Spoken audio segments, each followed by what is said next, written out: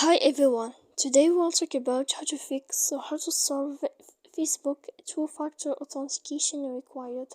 To know how to fix or how to solve Facebook two-factor authentication required, you should just go to settings like this where you click.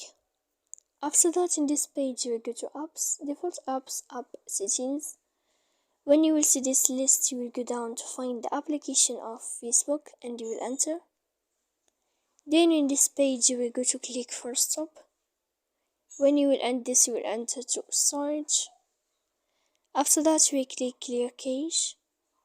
Then you will go to click clear data. And when you will end all this stuff here, as you see, you can turn off your Wi-Fi.